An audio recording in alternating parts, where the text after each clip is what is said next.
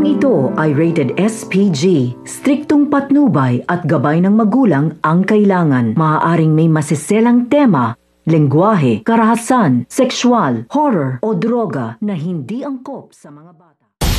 Patong-patong na nga ang mga kasalanang ginagawa nga nito ni Moira sa pamilya nga nito ni Lynette at hindi na nga rin kinakaya pa nito ni Lynette ang pagtitiis nga niya sa mga kasamaang ginagawa nga nila.